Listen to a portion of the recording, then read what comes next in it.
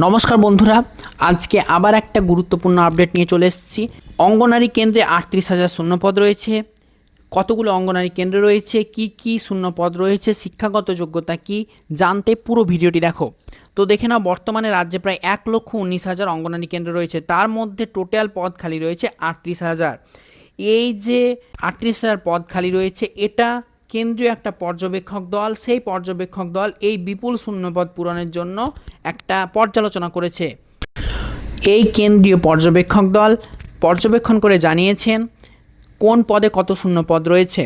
অর্থাৎ আগামী দিনে দেখতেই পাচ্ছ, অঙ্গনারী কর্মী এবং হেল্পার পদে নিয়োগের সম্ভাবনা কিন্তু ভীষণ প্রবল। এক নজরে শূন্যপদ আমরা দেখে নেব। মোট শূন্যপদ রয়েছে ৩৮,০০০। অঙ্গনারী কর্মীর শূন্যপদ রয়েছে প্রায় ১৫,০০০ মতো। অঙ্গনারী হেল্পার রয়েছে ২৩,০০০ মতো। মোট কেন্দ্র রয়েছে ১,১৯,০০০। অর্থাৎ খুব দ্রুতই রাজ্য সরকার এই নিয়োগ করতে চলেছে। আমরা জানি যে অঙ্গনারী কর্মী এবং হেল্পারদের মাসিক বেতন ৫,০০০ টাকা করে বেড়েছে এই রিসেন্ট বাজেটে, এবং কেন্দ্রীয় প্রতিনিধি দল রাজ্যের সঙ্গে পর্যালোচনা করে বিষয়টিকে খুব গুরুত্ব সহকারে দেখেছে। এবং আমরা দেখতে পাচ্ছি যে সমাজ কল্যাণ মন্ত্রী যিনি আছেন, মালতী রাভা, তিনিও এই বিষয়টিকে গুরুত্ব সহকারে দেখছেন। ফলে অতি দ্রুত নিয়োগ হতে পারে বলে জানা যাচ্ছে। এবার দেখে নাও কারা কারা আবেদন করতে পারবে এবং কি কি শিক্ষাগত যোগ্যতা লাগবে। অঙ্গনারী কর্মী এবং হেল্পার পদ উভয় নিয়োগের জন্য ন্যূনতম যোগ্যতা যেটা, সেটা মাধ্যমিক পাস লাগবে, এবং তোমাকে সংশ্লিষ্ট এলাকার বাসিন্দা হতে হবে। অর্থাৎ তুমি যদি বীরভূম থেকে আবেদন করো, বীরভূমের তোমাকে বাসিন্দা হতে হবে, বা তুমি মুর্শিদাবাদ থেকে অ্যাপ্লাই করলে মুর্শিদাবাদের বাসিন্দা হতে হবে।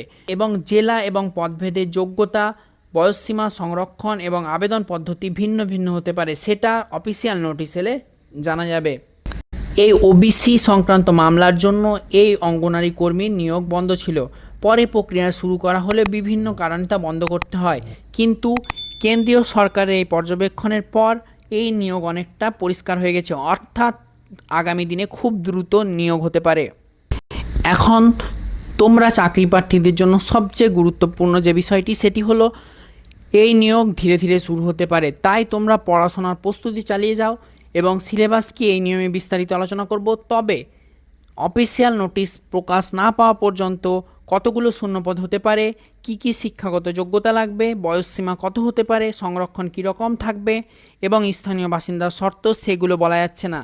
কিন্তু রিক্রুটমেন্ট যে খুব তাড়াতাড়ি আসতে চলেছে এ ব্যাপারে মোটামুটি নিশ্চিত। তাই তোমরা পড়াশোনা চালিয়ে যাও, এবং বিভিন্ন চাকরি সংক্রান্ত আপডেট পাওয়ার জন্য অবশ্যই চ্যানেলটিকে সাবস্ক্রাইব করো, লাইক করো, বেল আইকন প্রেস করে সঙ্গে থাকো।